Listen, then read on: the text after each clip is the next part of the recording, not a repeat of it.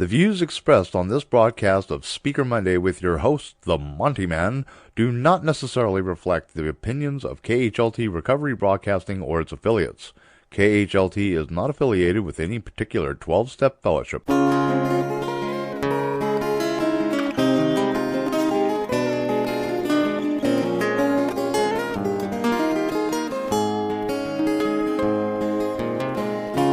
Just when you think you have all your ducks in a row,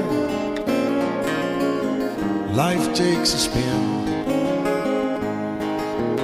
It happens again and again. It seems to me that when I take my will and let you go, without the booze, I've been living, that's a fact. Without the booze, I've been making my way back. without the booze, I've been learning day by day to let it go and stay out of my own way.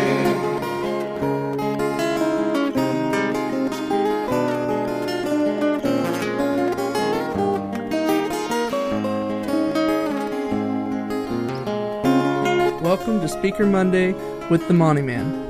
Each week, Monty brings us speakers from a variety of 12-step fellowships. Now here's the Monty Man with this week's speaker. Well, greetings, family, and welcome to Speaker Monday here at Take12Radio.com. Hey, listen, before I introduce this week's speaker, I want to tell you about an incredible interview coming up this Friday, the 25th of April. And that is with my guest, Leigh Ann Brandt. She is the author of In My Defense, An Unlikely Romance, A Deadly Gunshot, and A Young Widow's Road to Redemption. This is an amazing story of experience, strength, and hope, of addiction gone absolutely insane, and a terrible, horrific tragedy this woman has been through, and has come out on the other end of this thing with a story to tell that, believe me, you do not want to miss. In My Defense is the book, and Leigh Ann Brandt is the author. Please don't miss this Friday. Okay, coming up, our speaker this week is Scott Redmond. Now, Scott is he's an actor, a comedian, an incredible AA circuit speaker, and unfortunately, Scott has passed away. I believe he passed away in 2008. But his legacy lives on. You are going to crack up when you listen to this, and you're also going to have some moments of extreme seriousness as you share with this incredible man his experience, strength, and hope. Here's Scott Redmond. My name's Scott Redmond. I'm an alcoholic. And Mike just said he's one of those speakers that you never tire of, and Alexandra went.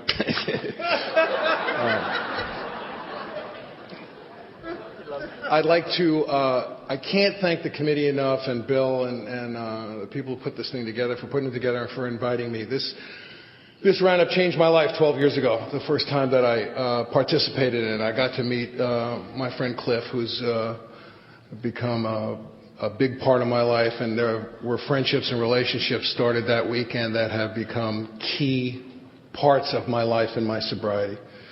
And participating in this roundup is a big deal for me. It's great to be here. Can I see hands of people in their first year, please?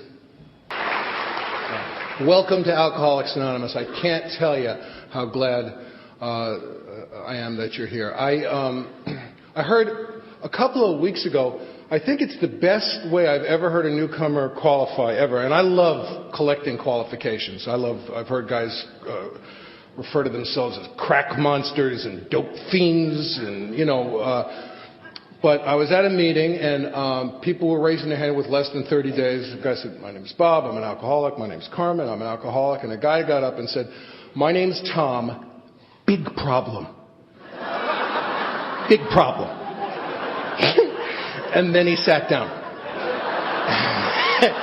And I could have gone home right there. Because I believed him. This friend of mine who's been sober a long time, I met him at my first home group, described his behavior as an alcoholic. He said, most people live, they say, most people say, ready, aim, fire. Ready, aim, fire.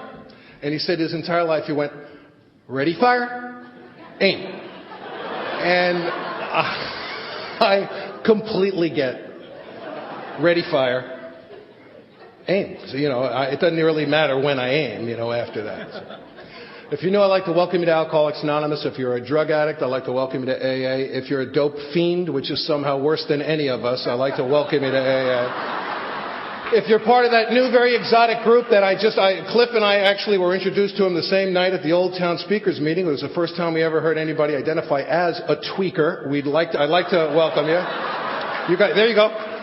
Man has no idea why he's raised his hands. They have no short-term memory at all. I like you guys. Every part of your face is moving in a different direction. Touched yourself till you're dehydrated. We're glad you're here. I'm not making fun of you. But I'm coming close. And I'll tell you, because I don't care if you're like a big, energizing, bunny, tweaking, dope monster, Bigfoot of dope addicts. I don't care. I don't care what you got. Just catch alcoholism. I did not have alcoholism when I came to AA. I have a fatal case of it now, but I did not have it when I came to Alcoholics Anonymous. I caught alcoholism in AA meetings. It enters through the ear, and it infects you, and then you start infecting other people. And there were a lot of things wrong with me when I came to Alcoholics Anonymous, but alcoholism absolutely was not one of them. I'm Jewish, and Jews don't drink because it might dull the pain. And, you just don't want to squander any agony opportunity that presents itself. One of the first guys that ever helped me in AA, at my first home group, I was a couple of weeks sober, and this guy identified, he said, I'm an ex-Catholic, which means I don't believe in God, and I'm therefore positive that God is going to come kill my ass for feeling that way. And I said, I'll sit near him. Because I completely understood that. So if you're new, I want to urge you as much as I possibly can to stick around long enough to get a diagnosis. Just find out what alcoholism is. And I want to tell you, it took me if you had asked me that first day, if I was an alcoholic, I would have said no. I'm glad nobody asked me.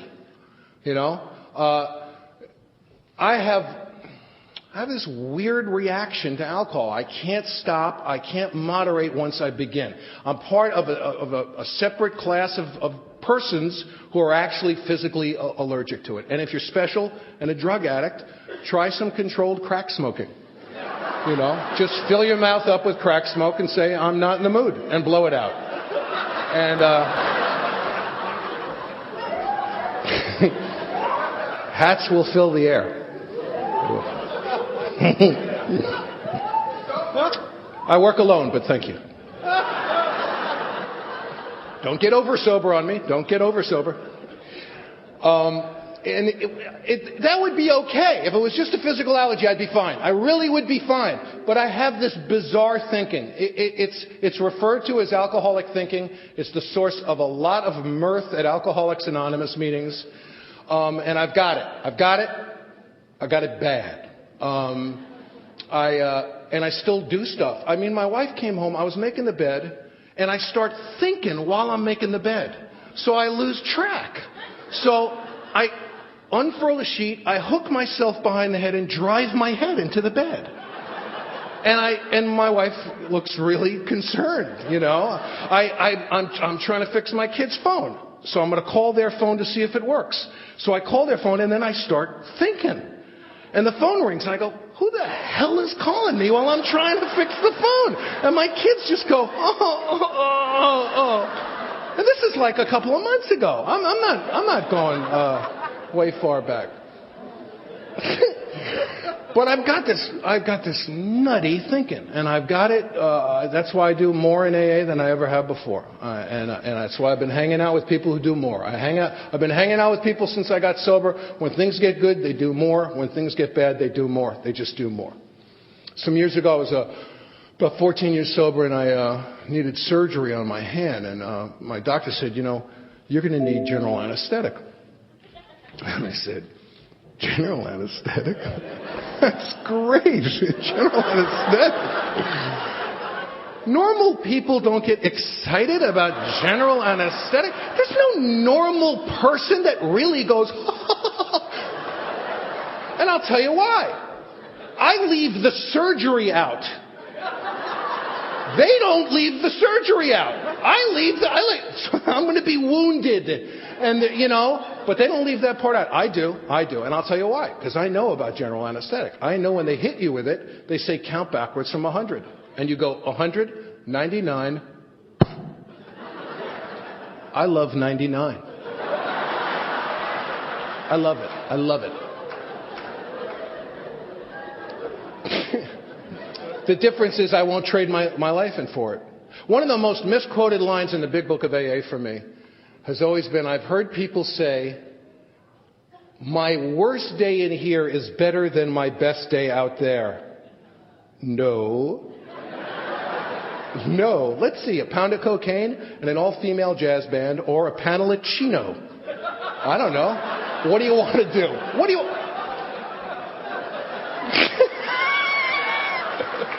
You got to be nuts. I had a great time. I love drinking. What the guy says at the end of chapter 3 basically is I wouldn't trade my worst day in here for my best day out there because I won't trade this way of life.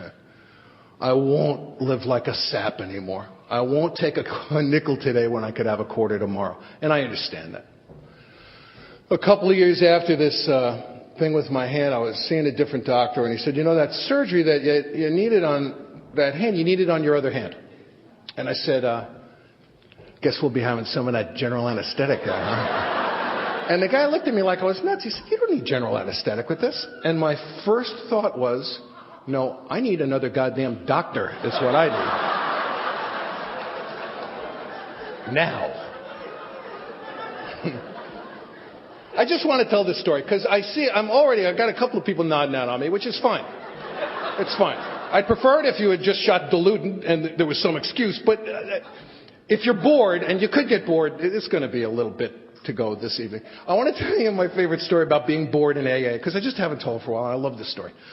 I had a friend named Jeff D. who was at my old home group, and he was brand new, and he was shifting around in his seat, and his sponsor said, what's the matter? And Jeff said, I'm bored.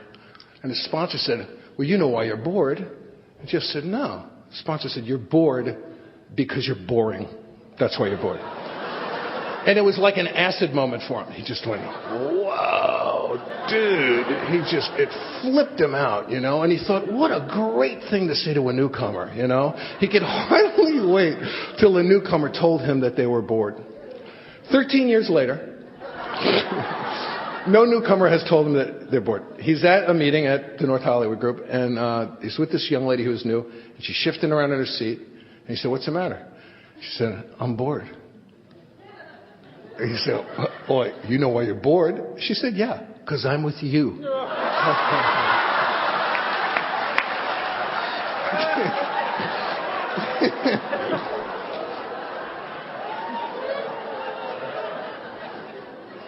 So welcome if you're bored.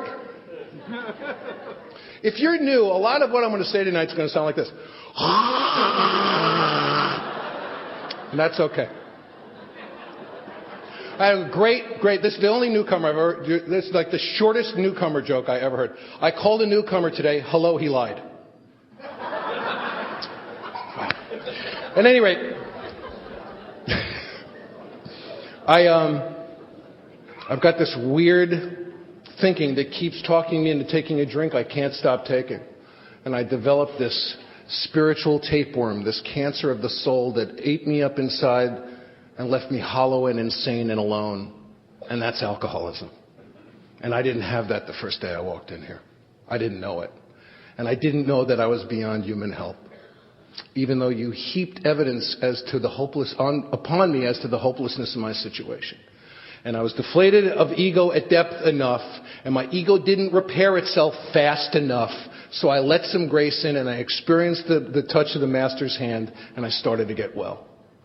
And it was a long, ugly trip up until that point. I grew up in the Bronx in New York City to a completely insane family. My wife never believed me about my family until she met them. And my mom had thrown an engagement party for us, and my Aunt Rose came to the party and wore her wig, and it was backwards. And it had a bun on it, so the bun was bouncing off her forehead all night. She wore it beret style, sort of jauntily askew. It was a look she was going after. This was not, she wasn't disoriented. If you got anything for free in my family, I meant it was stolen. And I had an uncle who he was a welder, and he used to get free bales of steel wool. Like, here's your paycheck and your complimentary bale of steel wool. And his wife took a decorating course and made throw pillows for the whole house and filled them with the free steel wool. And that stuff works its way through on you after a while. So you look at the whole room, everybody be moving a little bit, you know. The whole room was like a living, pulsing, breathing thing. And there was mental and physical abuse and chronic institutionalization and suicide attempts. And if you're new here, all I've got is good news, as my family didn't have anything to do with making me an alcoholic. I'm not telling you that my family didn't injure me. I was terribly injured as a child. And I'm not telling you I haven't had to do a lot of stuff about that. I have. But I am telling you they didn't make me a drunk. They couldn't possibly have come up with this alchemy of three elements that joined together to create this landscape of resentment, fear, and sexual misconduct that plucked me beyond the possibility of being helped by conventional medicine, clergy, well-meaning people who loved me. And I didn't have a clue. And I was being literally eaten by it. Until a couple of months before I got sober, I found my wife locked in a bathroom, pregnant with our second child, weeping, convinced that she was giving our baby cancer. And there was nothing wrong with her. We just had alcoholism. So I grew up in the Bronx with this crazy family. I got put in therapy I was in psychotherapy for 18 years. By the time I got to AA, I was going to be dead, but I was going to understand it. And I have no beef against therapy at all. I'm in therapy now. My colossal mistake is I was trying to treat my alcoholism with psychotherapy. I mean, the idea of most therapy is to uncover, discover, unravel, to free associate, to delve in your past. Most conventional, sometimes Freudian therapy, that's some of the treatment. And if you're neurotic, I don't know if anyone here has ever been referred to as a neurotic, you have anxiety. You have anxiety, and then you come up with a resolution for the anxiety, and it's bad. It's a bad resolution. It's a bad idea. So your solutions are worse than your problems. And that's a neurosis. You have anxiety, your bad resolution, more anxiety. So I go to therapy. I say, look, I feel terrible. Why? Well, I was so drunk yesterday, I was too drunk to walk, so I drove. Well, what are we going to do about that? Let's talk about it. I got an idea. What were you thinking just before you did it? Nothing. Nothing. How are you going to treat nothing? I feel terrible. Why? Well, yesterday I sharpened a hypodermic needle on the back of a matchbook striker and sucked some heroin up through a fluffed up cigarette filter, and then I injected it. I just feel terrible. What were you thinking just before you did it? Nothing. Nothing. And if you ask the alcoholic why they've done this thing, why have they acted without reason? Why? How could this happen? My alcoholism goes below the horizon. It stops presenting itself as a real piece of business, and I act without explanation, without reason. I have every reason in the world not to drink, but it stops presenting. Sometimes I'll fall in love, out of love, I'll get a job, I'll lose a job. Something will happen, and it'll stay above the horizon as a real piece of business for a period of time, but it's on my own juice. juice. And if it's on my own juice, I'm going to get distracted. Or I'm going to experience the phenomenon of craving. Or the strange mental twist. Or a resentment's going to come up and tag me. Or a fear. And it's going to go below the horizon, and I am going to act in a way where this meaningless thing is precious to me. And I, again, stomp all over my life. I didn't want to be an alcoholic when I was a kid. So I conquered my alcohol problem with marijuana. I'd like to welcome all the pot smokers here. You remember WOW, right? WOW. Wow.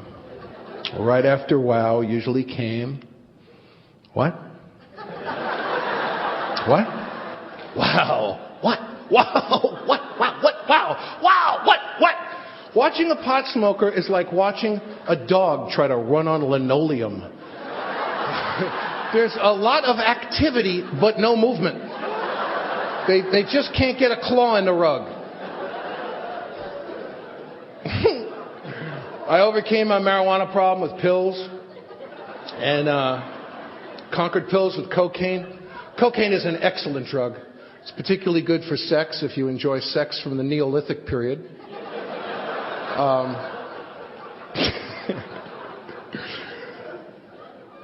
Welcome if you're new. I'm glad you're here. We have a sexual inventory. That'll be exciting.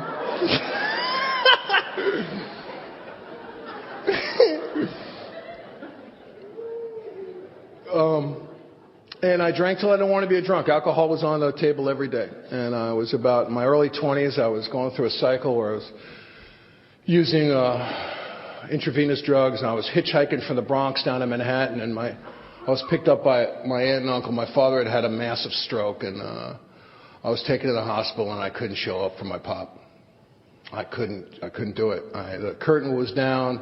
I couldn't even go and touch him in the cheek and tell him I love him and watch him take his light into another room. And I felt like a pig, an animal. I had holes in my arms. I collapsed as a son, as a man, as a brother. And I had to do some fast work. I couldn't fit the pain in my head. And I came up with something pretty quick. That it was needles and heroin, and all I had to do was never put a needle in my arm again, and I wouldn't be the guy who couldn't show up for his old man. So I didn't put a needle in my arm, not for 13 years. Shortly after that, I was acting in a Broadway play, and this new usherette walked in with long brown hair, and I took one look at her, and I didn't even say hello to her. I walked back into the dressing room of the show, I stood up on a chair, and I announced to the male members of this cast that if anyone talked to the new usherette with long brown hair, I'd break all the bones in their hands and feet. And we've been married 28 and a half years. In part because we never wanted to get divorced at the same time. I think it's a little... My wife will be the first to admit that. One of the most troublesome and annoying and debilitating defects of character for me in sobriety and out of sobriety has been the defect of mind reading. I think that I know what people are thinking, and they're never thinking anything good, by the way. I never read a mind and go, and the guy's going, hey, you're pimpy, I like you, you're cool. They're always going, you're a dip, you don't know what you're doing, you're wrong. My wife one day said to me, honey, you're not a mind reader, you're barely a mind user. Which, that hurt.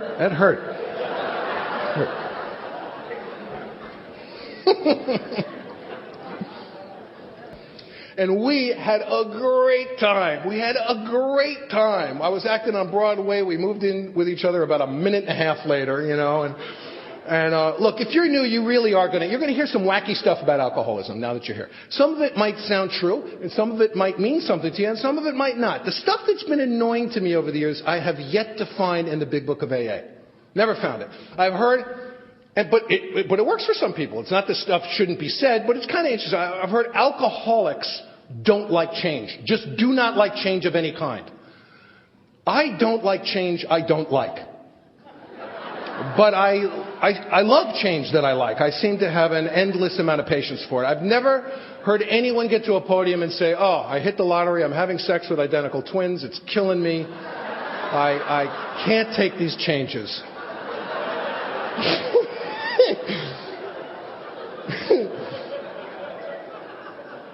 I've heard alcoholics are perfectionists. I am a pig. The only time that I seem to ever have an explosion of perfectionism is when my wife is caring for me. Then that's when the perfectionism really... But my favorite, my absolute all-time favorite is that alcoholics are above average intelligence. I have only heard this at Alcoholics Anonymous meetings. I have never heard it at an Al-Anon meeting. Ever.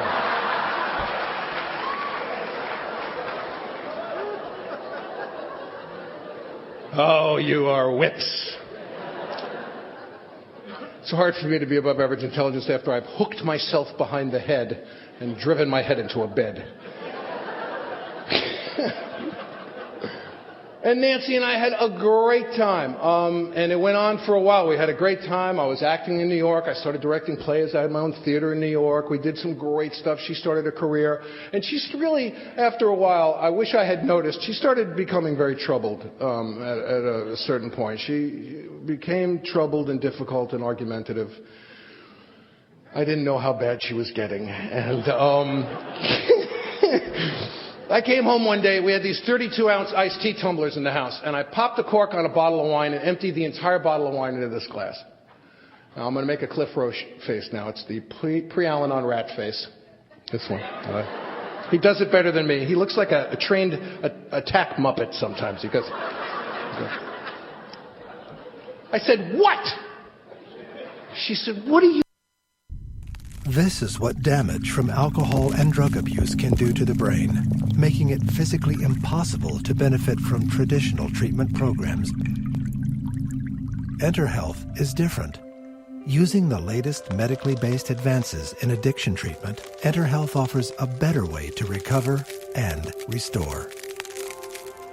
If you or someone you know is struggling with alcohol or drug addiction, contact Enter Health. What are you doing? And I looked at her and I said, "I'm having a glass of wine." Can a man have a glass of wine in his own house? We became so sick that a guy lent us his car and we sold his car. I just never tire of saying that. I'm as stunned today as I was the first time I realized I had done it, which was... Guy lent us his car. We didn't have rent money. No, really. And I looked into Nancy's eyes. I said, "I am so sick of being a punk, irresponsible kid. I've had it. We're drawing a line in the sand. We are going to stand on our own 2 feet. We're going to sell the car. We're not..." And she looked at me and said, "Let's do," with tears in her eyes. I will never forget that guy's voice on the phone as long as I live. I said, "You sold my car? That's like house sitting for someone, and they come back and you're in escrow. What are you talking about? What do you mean you sold my car?" But I was able to sell this car for the same reason that I like general anesthetic. I go from problem, general anesthetic. I go from let's pay the rent. I leave out Grand Theft Auto. I leave out surgery and Grand Theft Auto. La la la la la la. That's gone. Someone had to forge the pink slip. But we did the right thing. Sacrificed. Oh my God. Our son Jesse was born, son Micah was born, our oldest son Micah, and he was really welcomed into the world. We were surrounded by friends and family and got a ton of phone calls. He was really welcomed into our community. And 2 years and 9 months later, when our son Jesse was born, in those 2 years and 9 months, we had become completely isolated from alcoholism. No one showed up at the hospital. No one called. No one sent a flower. And it wasn't because people didn't love us. It really, really hurt too much to be around us. It was too scary. We went to the hospital to have Jesse that day. I hadn't paid the doctor, and we didn't know if he was going to show up. I told you that a couple of weeks before that I had found Nancy locked in the bathroom, convinced that she was killing our baby. Because there was a spiritual tapeworm in her. Something had entered our life that our lives kept just running out between our fingers like a handful of water over and over and over again. And we didn't know what it was. And, there's not a lot of terrific places to be in a hospital, but the maternity ward gets pretty close when things are okay. It's a pretty cool place. And there was my wife in extreme psychological duress. Jesse was sick when he was born. He was in neonatal intensive care, and there was nobody with her. And a doctor who I had never met before called me that night at our home and said, "Mr. Redman, where are you?" And I said, "You know what? I can't find anybody to watch my kid. I have a 2-year-old son at home. 3-year-old. I can't." And she said, "I'll tell you what. My husband is home. I'll give you my phone number." This is a huge metropolitan hospital. She said, "You can bring your son to my house, and my husband will take care of him so you can be with your family." And I said, no. I had no way to accept this woman's generosity. And how's this? That was the terrible night my son was born. The terrible night my son was born. And now my poor son Micah had to be locked in the house with me, racked with fear and guilt and shame. He would have been better off if I had taken him to the waiting room and left him alone with a coloring book. At least he could have got the hell away from me. And little were we to know, it's what what Bill talks about gorgeously in his story. Little were we to know this is going to continue for 3 years. 3 years after this awful night. 3 years of broken promises, destroyed opportunities. I suffered from chronic success my entire life. By the time I got to AA, I had directed a TV show, a movie, I had my own theater, I had a book on the bestseller list. I did all of these things at a time, because after I'd leave, they'd move the business so I couldn't find it again. I was the kind of guy, I'd be working someplace 30 or 60 days, and they'd start blaming each other for having hired me. Which is awful when you brought him. No. It's a terrible feeling.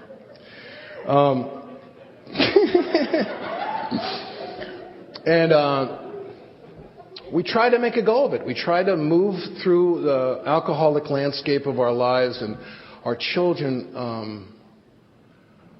just suffered miserably as a result of this disease. When Micah was about 4 years old, our family was at McDonald's, and Micah walked over to a family we didn't know and he had never met before. He walked up to this family and he said to this family, "My father's an alcoholic and my mother has cancer." And Nancy walked up to horrified, walked to the table, kind of took Mike away and looked at this family and said, "My husband is not an alcoholic."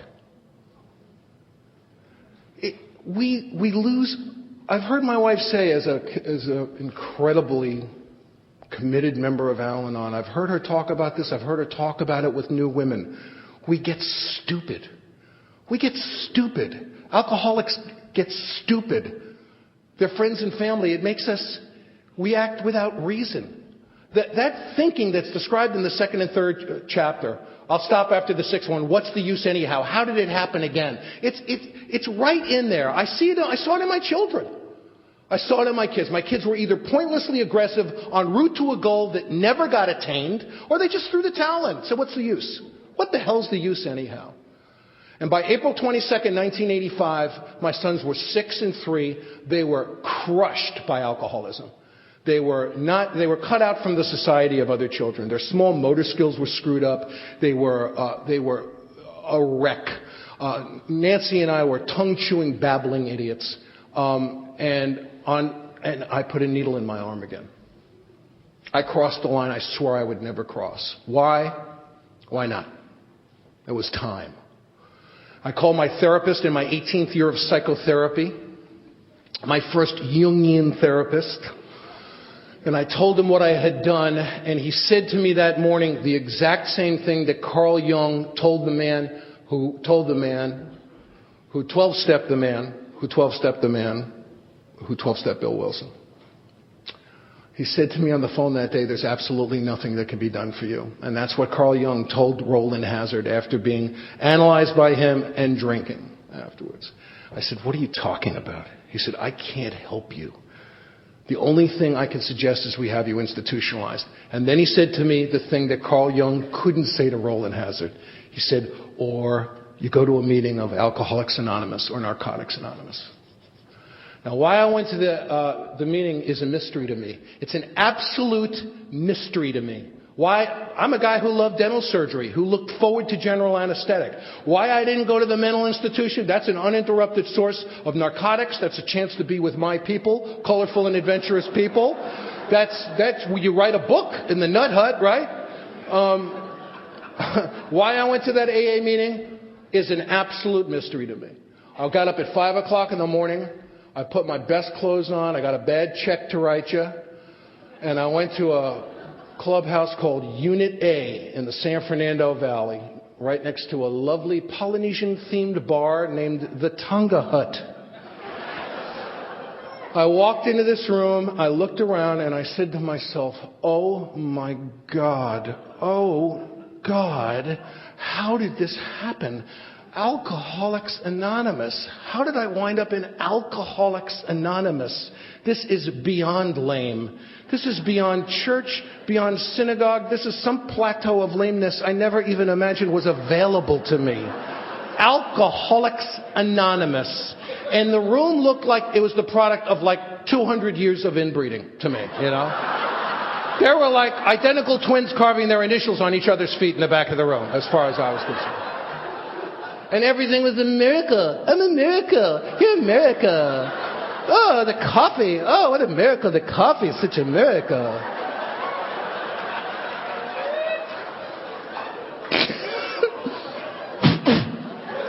Cliff, I'll leave this up for you for later on. Then the unsolicited AA information guy, he saw me after the meeting. You know him. He's got a belt buckle large enough to serve an entire fish on. Do I want what you've got? No. No, but thanks for spitting on me. I appreciate it. See you next week. Do we hook a rug next week? What happens? The arts and crafts are going to start next week. I'm waiting for the Jew hunt to start. I know that's going to break out any minute, right? Come on, Jaime, strap these antlers on. Come on, it'll be fun. We'll knock his beanie off. When he bends down to pick it up, we'll push him over. It'll be fun. Come on. Everybody's going. Always wanted to run a big buck Jew.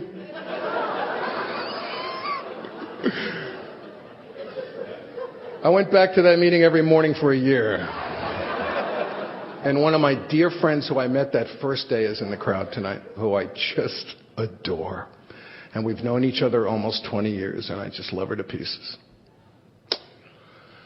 And the only reason that I think I went back to this room is I was out of plans. If you're new here, I pray for you that you are out of plans. If you're new here and you have a plan, it's probably a beaut. Don't use your plan. Grab one of us after the meeting and tell us your plan. We want to know the plan. My favorite newcomer plan over the years, the most utilized newcomer plan, has been the one more dope deal to set myself up financially for sobriety plan. It becomes more popular the closer you get to Lemon Grove. Right down there.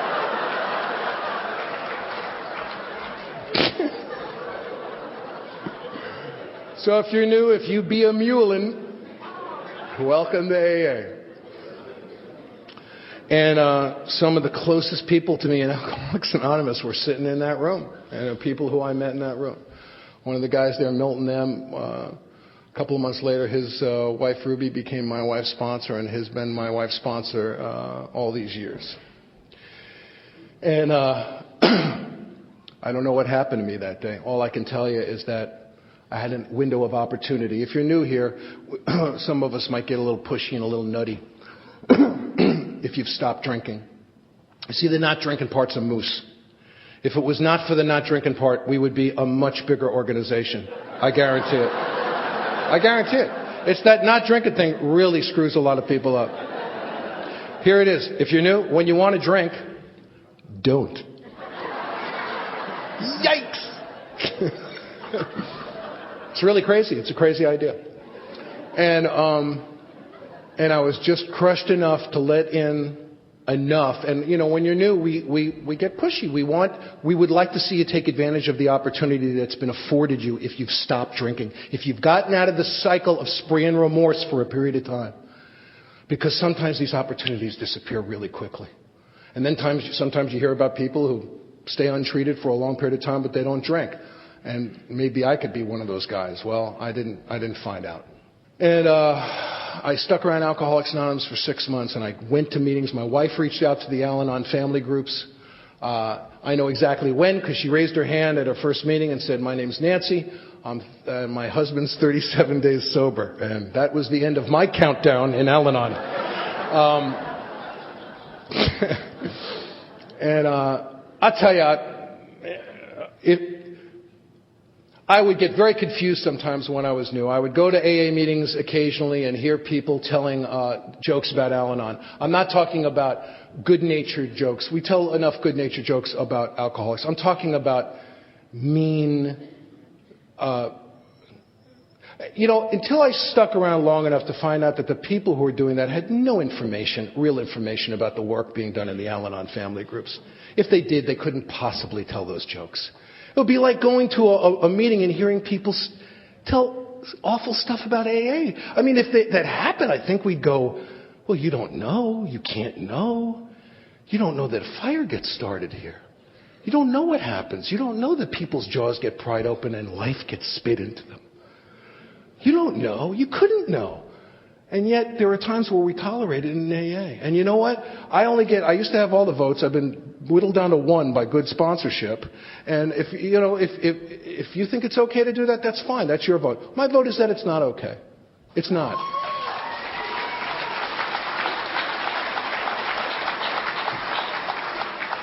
Because there might be a newcomer like me out there who's sitting there going, "What are you doing? What is that?"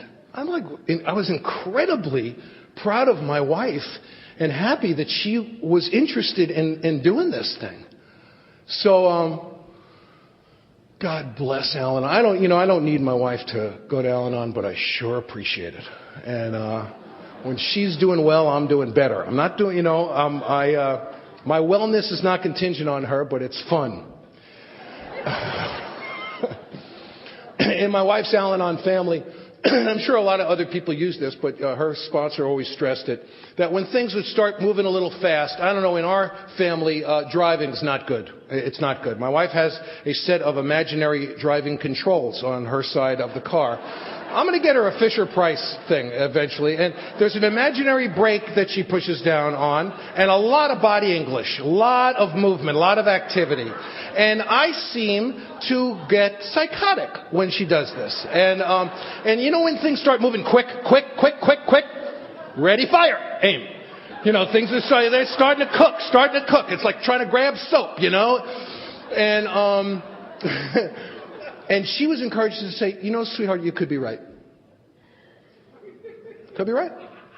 And one day things are moving really quick, really fast. And I've grown accustomed to hearing this wonderful thing. "Honey, you could be right. It's not much, but it's all I got, And she goes, "Sweetie, you could be right.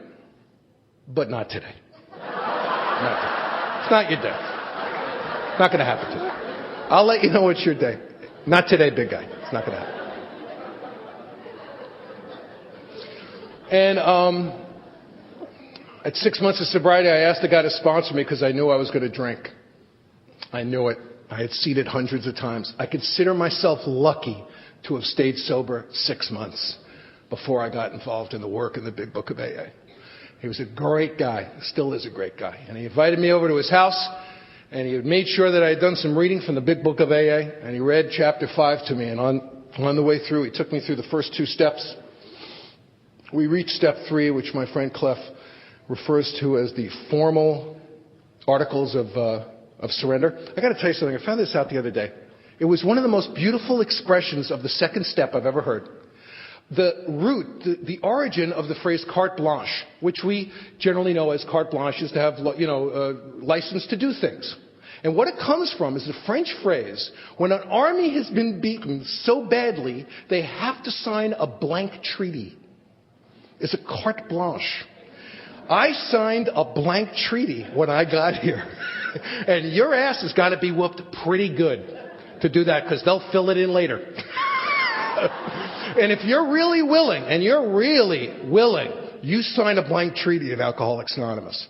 And God willing, you won't have people who are going to have you, wear a grass skirt and touch them while you're chanting the 12 steps. Cliff told me that magic would disappear if I ever told anyone, but...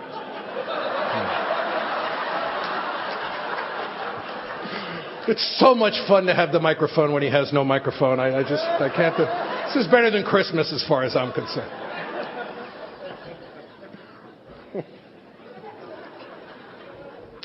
And then we reached step 3, and we got on our knees and said a prayer together, which I felt was unnecessary and embarrassing, but I did it anyway. And he gave me instructions on how to do a 4th step from the Big Book of AA. I came back to Don, and I read it to him at 9 months of sobriety. And I had an incredible day with him. My life changed that day that I read that 5th step to him. And I did step 6 and 7 for the first time, which had become my fulcrum of my relationship with my higher power. And I wrote up my 8 step list. I try to share this anytime I talk, because it's simply the best reading of step 8 I've ever heard. And I heard it, I was a couple of weeks sober at my old home group, and there was a guy there who had never read chapter 5 before. His name was Nino. He had a heavy New York accent, and he was there with a hospital group. He had hospital plastic, and he had never read the Big Book. And he read it for the first time in front of this group, and he got up to step 8, and he read, "Made a list of all those we had harmed, and became willing to make amends to them all." Jesus Christ!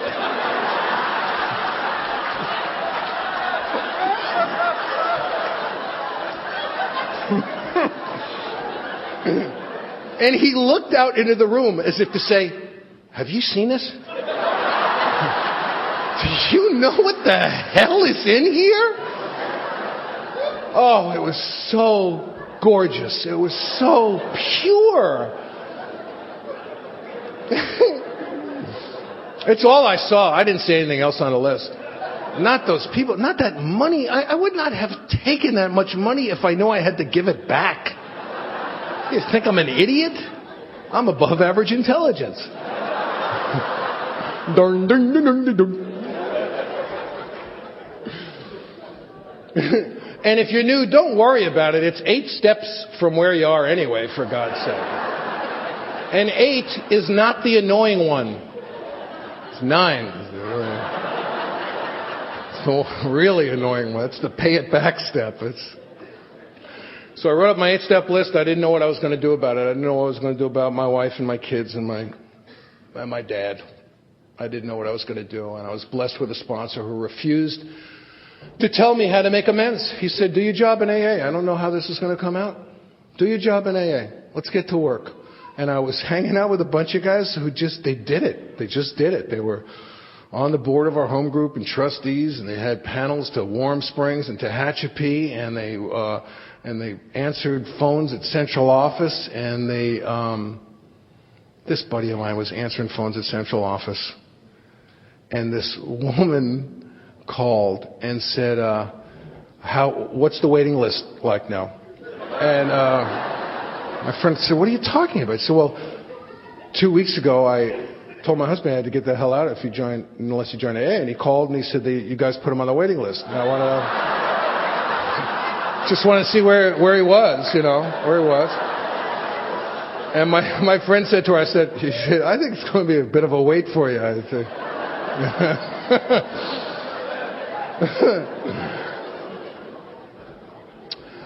So I started doing my job in Alcoholics Anonymous. I addressed my inventory as my spiritual task, and I had to start doing a lot of embarrassing, unpleasant things. I had to start going to school and standing up for my kids, going in and advocating for my children and seeing what resources were available to help them because they had been so terribly injured. And A lot of teachers were very angry at my children because they were perceived as kids with a lot of potential who weren't using it as if they had a choice of whether or not to use it. What a crazy idea that is. And one teacher said to me, sometimes I just want to grab him and shake him. And I said to her, you know what? He's already been all shook. It's not what we need now. I said, and this was really hard, I said, my children are ill because I've been very sick. And we're making a beginning. Can you help us? And not once did anyone say no. Part of that was my wife and I were getting spiritually, we were growing.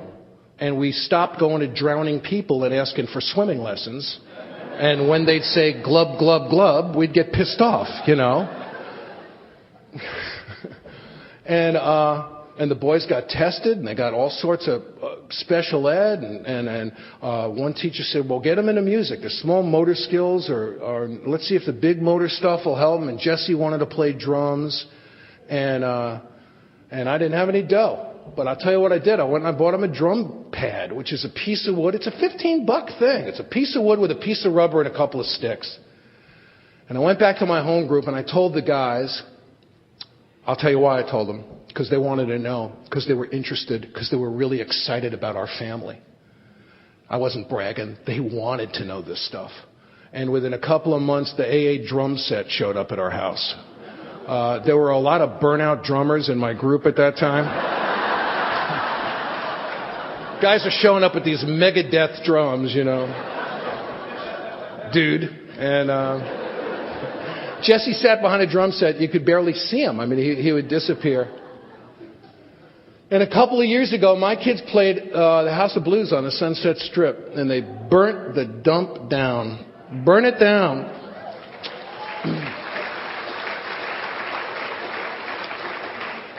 Playing in this packed room, 800-900 kids, playing hip-hop music, elbow to elbow.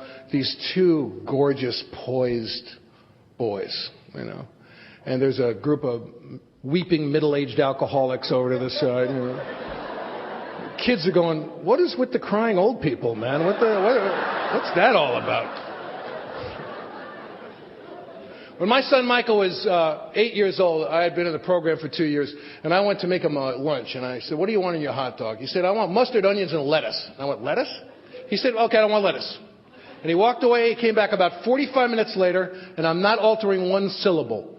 He said to me, I will never again allow your opinion of what I want affect what I ask for.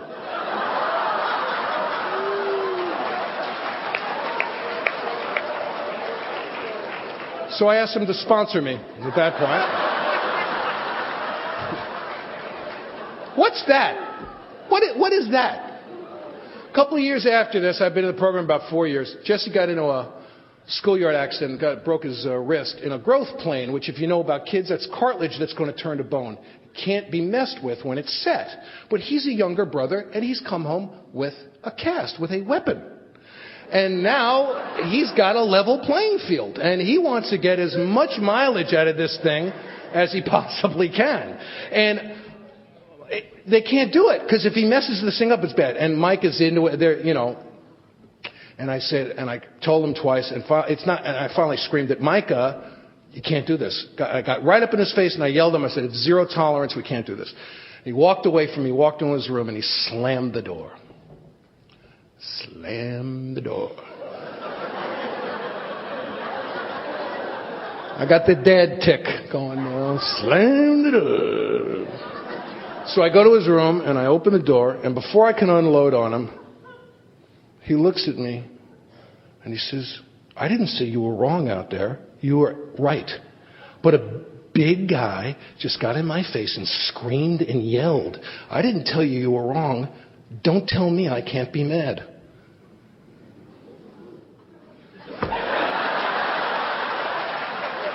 What is it? What the hell is that? What is that? That's something he had been watching his mother and I trying to do. To stand up for yourself and tell someone what you need without telling them what to do. To overcome a fear of confrontation. To not scream and yell or hold it inside, but to tell the truth without telling them what to do. To take no crap and give no crap. What a design for living. What a perfect thing. And my sons taught it to me. And I would, because I felt so guilty about my children's injuries, when they'd start to fight, I'd pull them apart, and they'd fight again, and I'd pull them apart, and they'd fight again. And Nancy said, "You don't know how to fight. You don't let them finish." So I started sitting on my hands, and they learned how to finish, something I don't know how to do. I don't know how to fight. I either scream until you shut up, or I cry until you shut up. I also like to loom. I'm a loomer. I'm big. I like to get a light behind me so you're in a shadow when I'm looming. It's like total eclipse of the Jew if I get you right in there, right? And if I can get like a scream, a cry, and a loom into one fight, that's a hat trick. That's the Scott Redmond couples retreat. You just had it right there. I don't know how to fight. Don't know how to be in a marriage. Don't know how to clean. Don't know how to live like a grown man. Don't know how to feel like a grown man. I don't know grown men make a bed. I think somewhere in the back of my twisted mind that a certain amount of housework should equal a certain amount of sex. That there should be conversion tables on the back of cleaning products of housework to sex. And I know there's someone out here tonight going, marketing. I smell it, see. One more dope deal to set myself up financially for sobriety. Conversion table.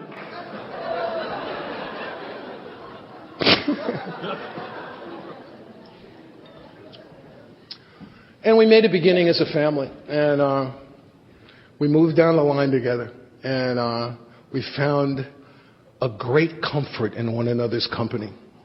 My wife was blessed with a sponsor who didn't beat her up, and I was blessed with a sponsor who applied the scalpel of truth with the anesthetic of love, and we had great examples. Really incredible examples in Alcoholics Anonymous.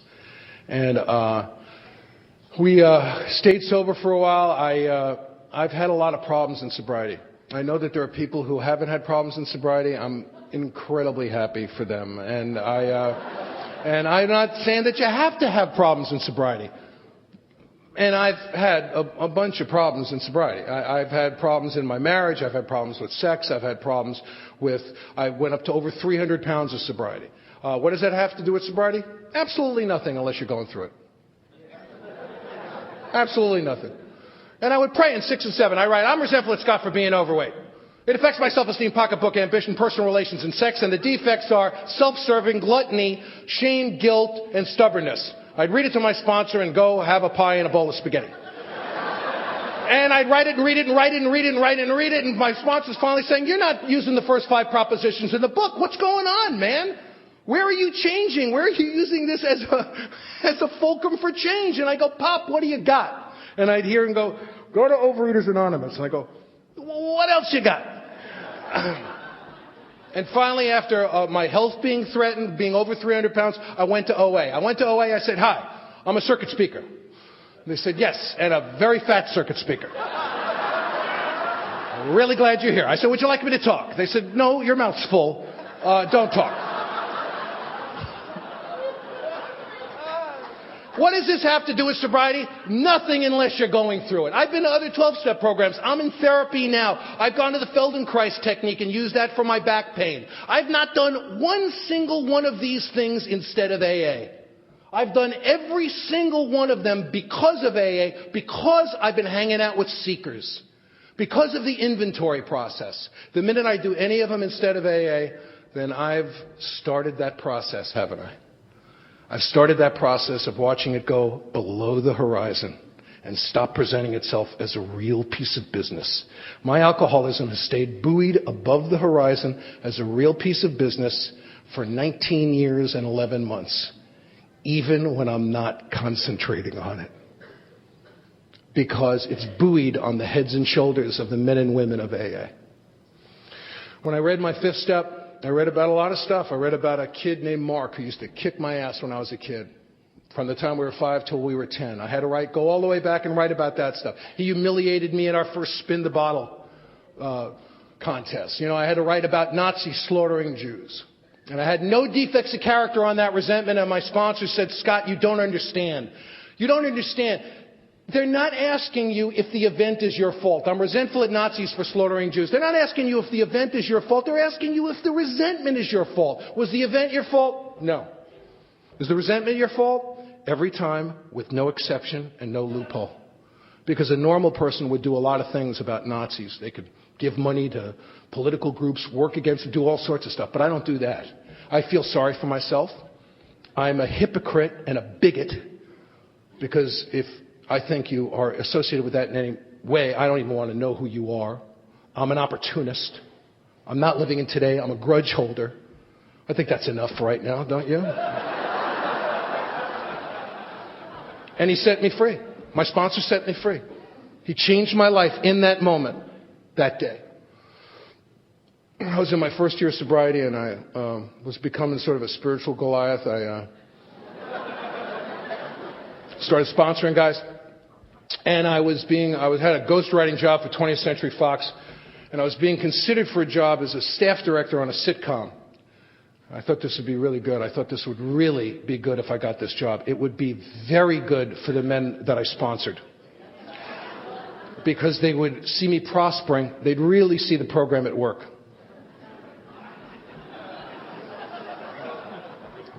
So I directed one episode. I went to a picnic they were having before they made the decision about who the staff director was going to be. And I went to this picnic bringing nothing. I went there to get a job. I was bringing nothing. And I walked over to the executive producer, and he had a beer. He said, well, I have one of these. And I said, sure. And I went over to a cooler. I picked up a beer. I guess the wind hit me. I don't know. It's a mystery to me. And I said, you're a dead man. And I put the beer down. I called my sponsor, and I did the work.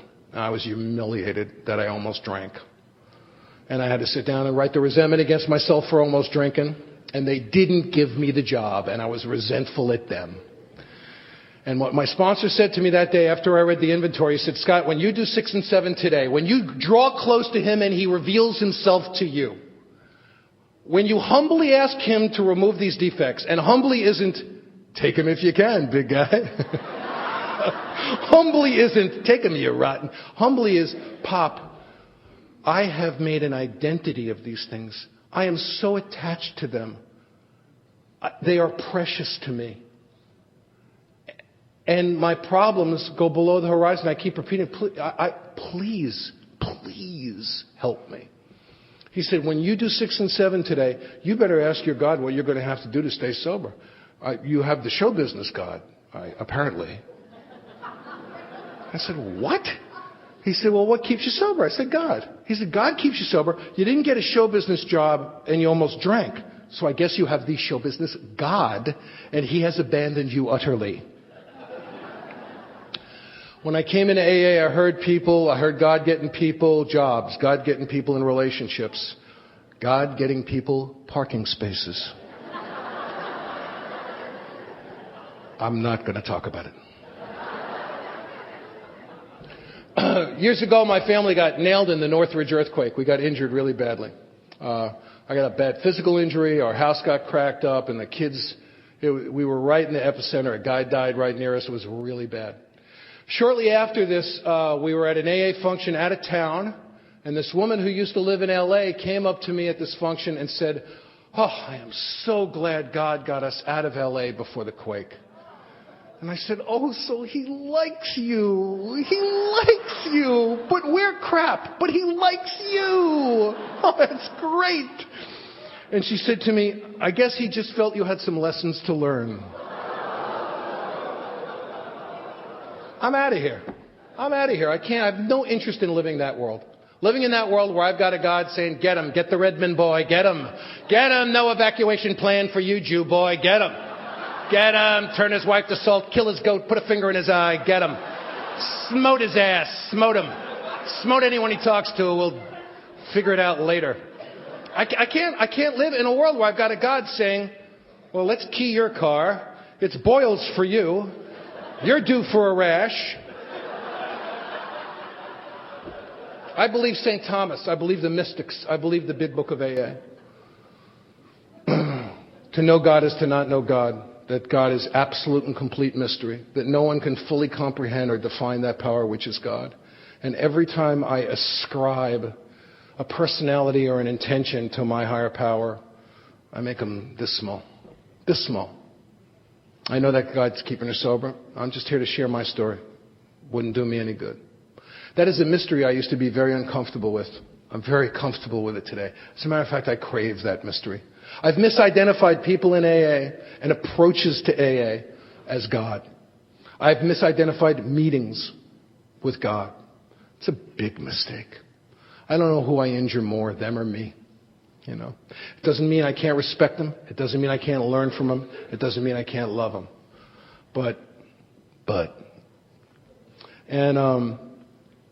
So when I did 6 and 7 that day, I said, Pop, you got it. Take show business. I'm done.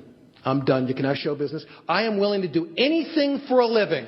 Because you see, my God doesn't care what I do for a living as long as I do my job in AA. My God is not a child annihilator.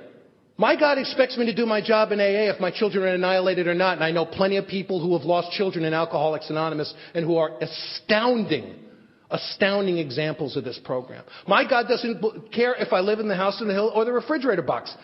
I do. and that's fine as long as I want it and it doesn't become an attachment or a craving. And I said, Pop, I'll do anything you want for a living. Just keep me sober. And within 3 months, I was working as a cook on a catering truck. And I looked up to God and I said, I did not mean this. This wasn't even on the long list. Where did this even come from? Now in LA, when they make a TV show or a movie, they hire a caterer. You're on a vehicle on a movie set. It's a Teamster job. It's great dough, but I'm Scott Redmond. So the first movie that I cater, the producer, executive producer and star of the movie is a guy who I've worked with in the business. And he comes into work, he sticks his head on the truck that first morning, and he says, could I have a burrito? Scott? I said, what's happening, babe? He said, is this your truck? I said, no, but it's my spatula.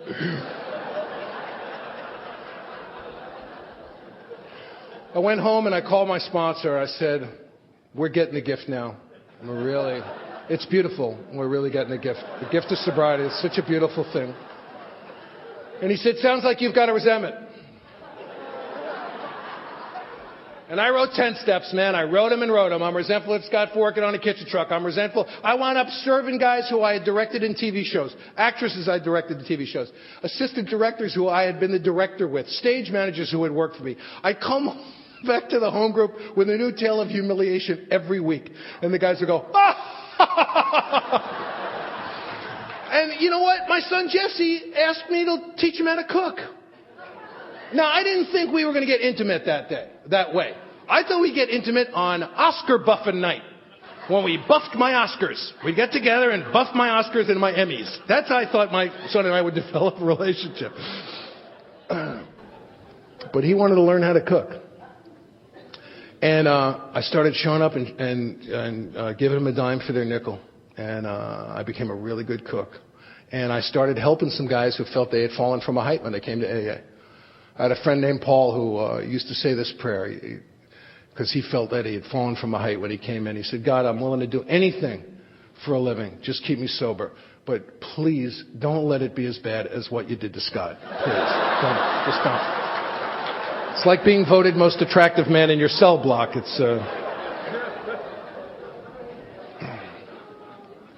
And then one night, the star of the sitcom that I didn't get the job directing walked in as a newcomer to my meeting. And I had done the work on it, and I was cool. And I welcomed him. And I welcomed him and hung around with him. And he heard me talk a couple of times. And he said, will you show me the work in the big book? And I said, it would be a pleasure. And I was just, I talked to him. I was basking. It was so great that I was so free to be able to help this guy and really genuinely help him and not want anything from him. That show was still continuing to be produced at that time. And he walked into my house late for this appointment, which happens often, And I said, geez, I'm sorry I'm late. Our new director, my job, that's my job. The new director has my job. Mark The kid who used to kick my ass.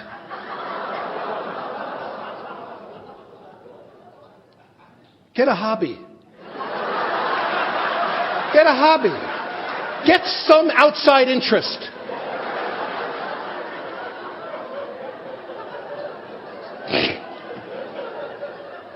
Wow. Wow. I waited years before I told the guy who came to help me, I waited years until he got sober, and I pulled him aside one day and I said, dude, I got to tell you what happened the day you came. That was really interesting. And I continued to show up and be a good cook, and I cooked for about 3 years. And after about 3 years was over, I got an overture made to me by a big-time company called Ketchum Public Relations for this big comedy writing job. And I felt at this point, I was really sponsoring a lot of guys by this time. I really felt, oh my God, this is going to be great for the guys I sponsor. I mean, great, because they'll have seen me suffer, and now they'll see me prosper thusly. This is just going to be fantastic for them. So I did a videotape for these guys, and I went cuckoo before I even found out. My brain blew up. I mean, you can't, when you're living that way and you're used to, and you have relative experience living spiritually okay a lot of the time, it just feels like your appendix is burst, And I did the inventory, I read it to my sponsor, and I was cool. And a couple of weeks later, I found out I did not have the job with Ketchum, and I was fine. And shortly after that, I got a call to cater some commercials up in the mountains above L.A. in Arrowhead. And I drove the truck up there, and I grabbed the call sheet, which gives you all the information about the shoot. And I saw that the commercials were for Ketchum Public Relations. I'm feeding them now. Now I'm feeding them. And I looked down at the end of the truck. There's a guy videotaping me. I said, what are you doing? He said, oh, I'm taping the making of the commercial. He's taping my humiliation. He's going to send it back to New York, and the guys are going to go, man, is that Scott Redmond with the meatloaf? That's unbelievable. So I went back to my hotel. I called my sponsor, and I said, oh, we're getting a gift now. Oh, yeah. Oh, it's a miracle. It's just a miracle. Miracle, miracle. A miracle. It's a miracle.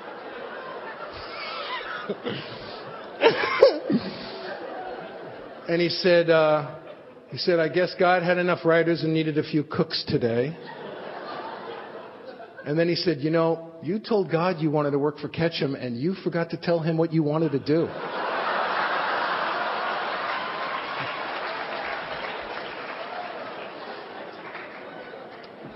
If you're new, I want to welcome you to AA. The good news is our problem mainly rests in our mind. Alcoholics Anonymous is the only text about recovery from a fatal illness that leaves the sufferer in better condition than they were in before they contracted the disease. AA, as far as I know, has the only text about recovery from a fatal illness that contains the sentence, we absolutely insist on enjoying life. There's no book about cholera that says cholera is a hoot. You're going to love cholera. And you'll meet other people who just caught cholera.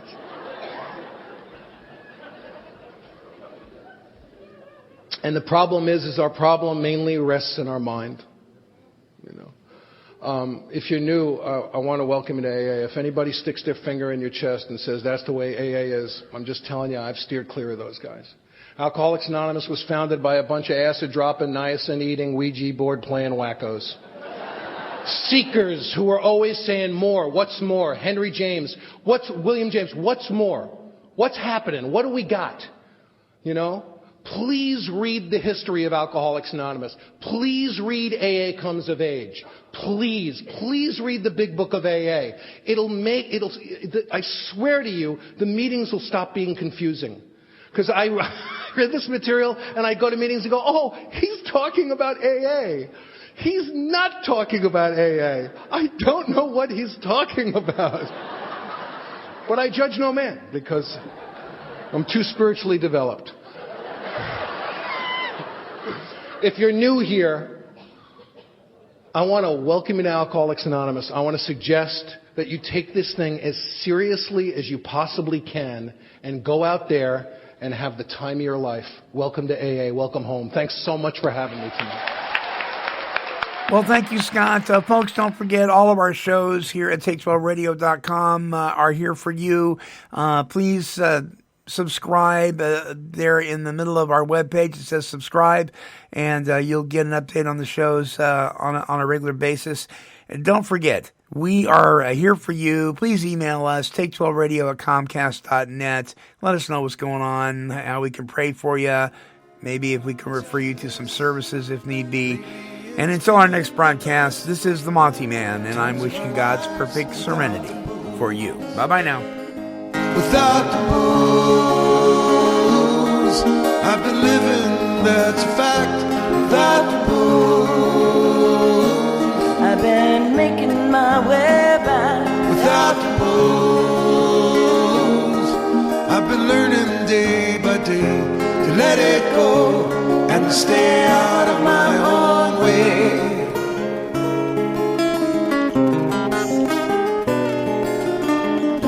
Stay out of my own way.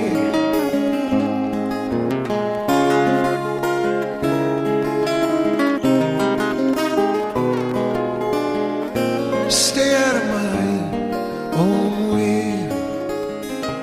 This has been a broadcast of KHLT Recovery Broadcasting.